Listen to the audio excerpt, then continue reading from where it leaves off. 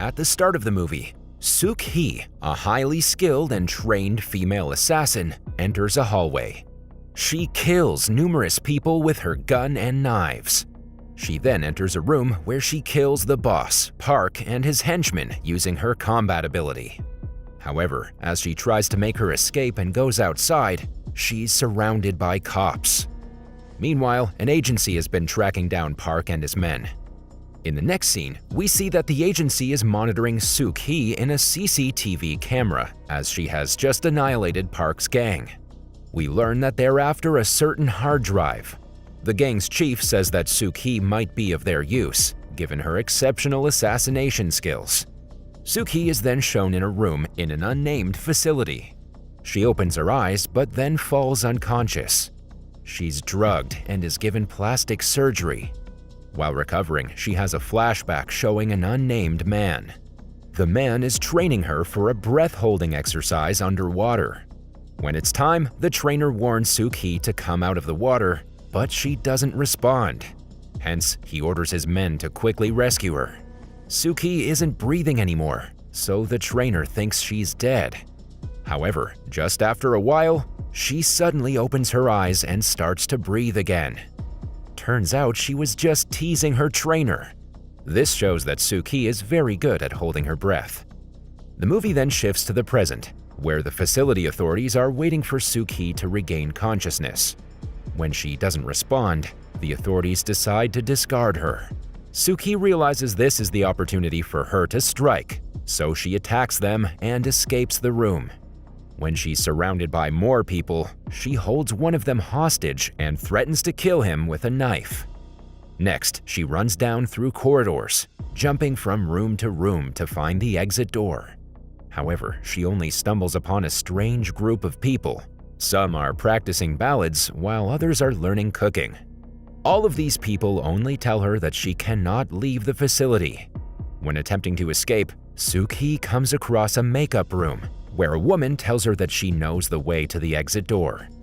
With her help, Sook-hee finally gets outside of the facility, but suddenly she's shot in the shoulder by the same woman. The facility turns out to be part of South Korea's intelligence agency and is run by the same woman.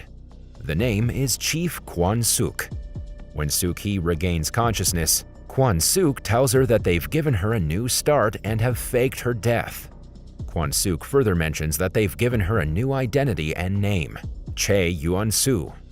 Sook-hee says she doesn't care and wants to die, but Kwon-soon responds that when she and her team examined Sook-hee's body, they discovered she was pregnant. She then offers her a deal. Sook-hee will have to work as an agent for 10 years, and in exchange, she will be released. The latter doesn't want to oblige, but since she has a child on the way, she reluctantly agrees. Next, her training begins, starting with fighting classes as well as acting lessons. While in training, Sook-hee also gives birth to a daughter, whom she names Eun-hye. The facility authorities want to give Sook-hee a completely new identity, so they also have her tattoo removed. During the process, she has flashbacks of the unnamed trainer giving her the shoulder tattoo when she was 20 years old. The trainer asks her who killed her father, but Sook-hee doesn't say anything as she is determined to find the murderer by herself and kill him.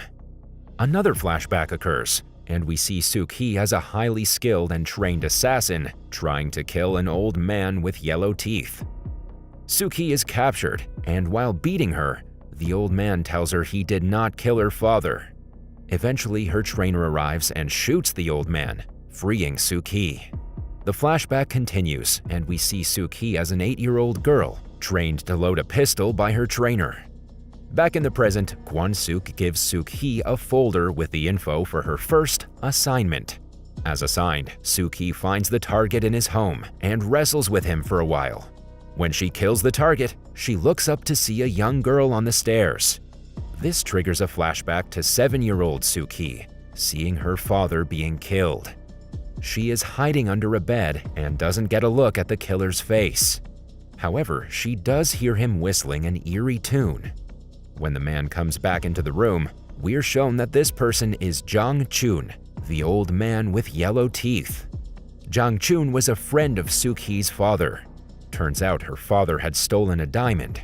In revenge, Jang Chun sold Sook-hee to a prostitution ring. When she's about to be forcibly assaulted by a prostitution client, her trainer arrives and rescues her. We learn his name is Lee Jung-sang. We also learn why Jung-sang trained Sook-hee to be this killing machine and why she's so devoted to him. Having completed her first assignment, Sook-hee is released from the facility and will continue to work for the agency from her new apartment that she shares with her daughter Yeon-hye. Before leaving the facility, Sook-hee bids farewell to Min-ju, the only friend she made there. Unknown to Sook-hee, Kwon-sook has placed a male agent in the apartment beside her apartment. His name is Jung-hyun-soo, and he is to befriend Sook-hee and keep tabs on her.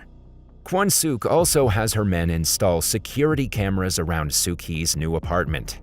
As neighbors, Sook-hee and Hyun-soo become fast friends. Even the little Yeon-hye starts taking Hyun-soo as a father figure.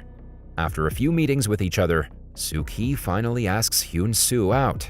The male agent had researched everything about Sook-hee, so he mostly knows about her likes and dislikes. Thus, he wears a colored tie that she likes. While noticing Hyun-soo's tie, it reminds Sook-hee of a tie she gave to her trainer, Jung-sang. It is revealed in flashbacks that Sook-hee and Jung-sang had gotten married. They had gone to Seoul for a honeymoon. During the honeymoon, Jung-sang gets a call one night, informing him that one of his men, Choi Chun-mo, is in serious trouble. He then leaves to save his gang member. Shortly after, Chun-mo approaches Sook-hee and tells her that his boss, Jung-sang, has been killed. He explains that Jung-sang got killed when he was trying to save him from the murderer who killed Sook-hee's father. Chun-mo managed to get away from the fight, but his boss was kidnapped and later killed. Sook-hee is devastated as she hears the shocking news. However, in a flashback, we learn that the marriage was not the same for Jung-sang as it was for Sook-hee.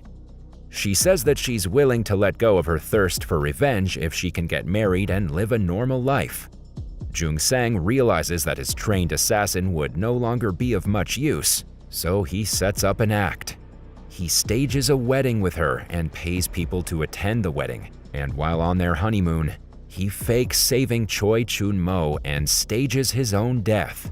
Thus, we learn that his death was just an act. When Chun-mo tells Sook-hee that her husband is dead, she loses her mind and goes on a killing rampage, taking out the whole gang who she thinks is behind Jung-sang's death. That is, Park's gang. However, in addition to faking his own death and getting away from her, Jung-sang was so cruel that he wanted his wife dead, hoping to get rid of her forever. He had expected Sook-hee to be killed in the process, considering the sheer number of Park's men. Obviously, mere street fighters are no match for our well-trained assassin. Thus, she kills all of them. This killing scene is the opening of the movie, where Sook-hee annihilated all of Park's men. Back in the present, Sook-hee and Hyun-soo return home after their date. It's evident that both of them have developed feelings for each other, although Hyun-soo was spying on him.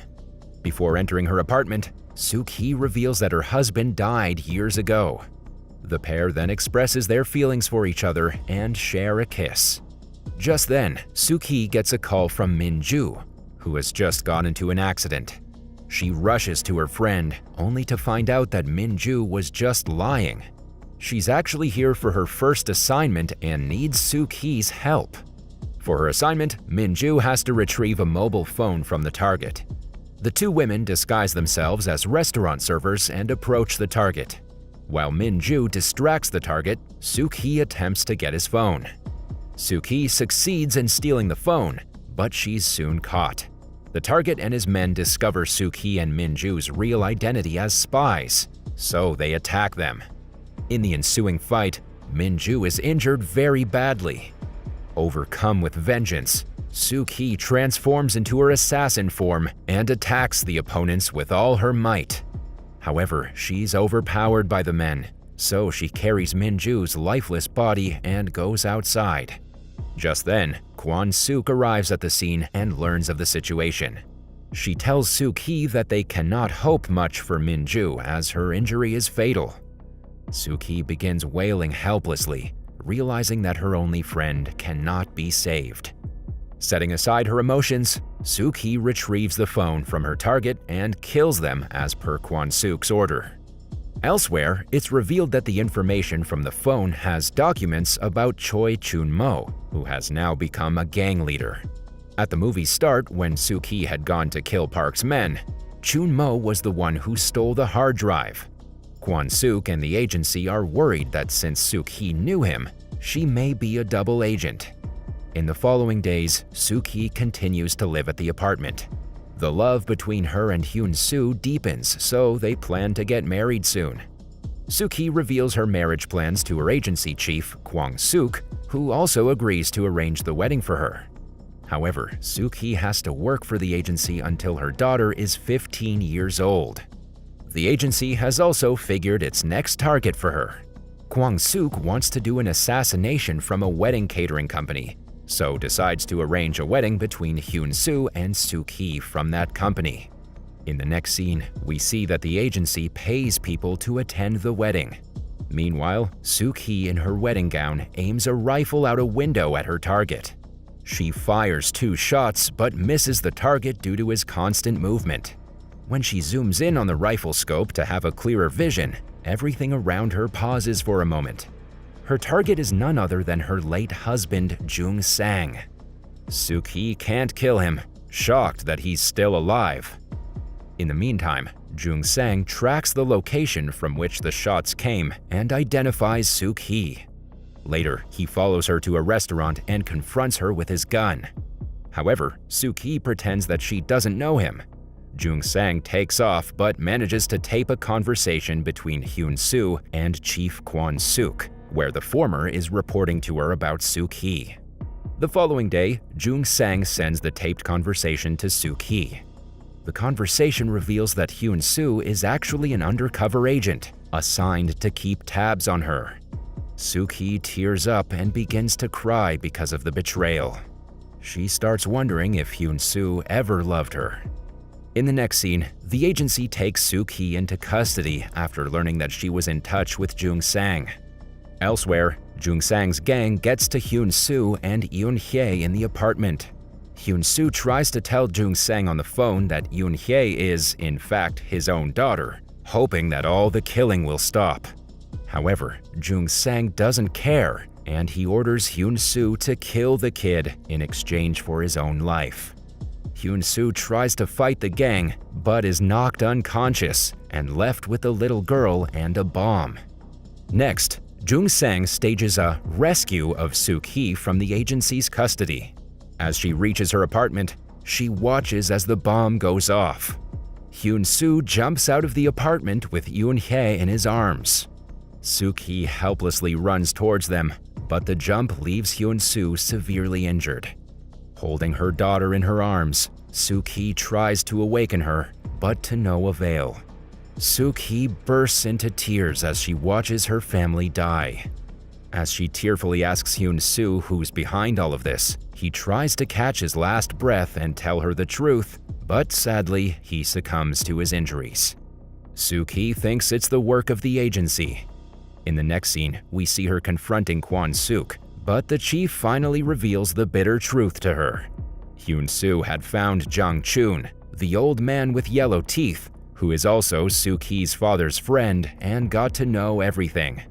This interview was recorded on surveillance tape. Kwon-sook then plays the tape for Sook-hee. Turns out Jung Sang was the real culprit who killed Sook-hee's father. Consumed with rage, she tracks him and his gang to a parking garage. She kills all the gang members and confronts Jung Sang. However, he escapes to the street and meets his remaining gang members, and they speed off in a passenger bus. Adamant on getting revenge, Sook-hee chases after them. She catches up to the bus, boards it, and once again attacks them. Once she's done killing Jung Sang's men, she attempts to kill her ex-husband. The pair duel for a while, and both of them are severely injured. Having no choice, Sook-hee grabs an axe and slashes the bus driver's hand, causing the vehicle to crash. The crash knocks out everyone on board. Thankfully, Sook-hee regains consciousness before Jung-sang does and corners him. When he wakes up, she has an axe over his head, waiting for the right time to kill him. Being vulnerable at the moment, Jung-sang has no choice but to surrender. He accepts killing Sook-hee's father as he puts his head down and starts whistling an eerie tune, the same tune she had heard when the murderer killed her father. Initially, Sook-hee's hand shakes when she raises the axe. Jung-sang belittles her for being a coward. After all, she did love him truly. In the final scene, Sook-hee comes back to her senses. Once again overcome with vengeance, she finishes off Jung-sang and walks out of the wreckage with the police surrounding her.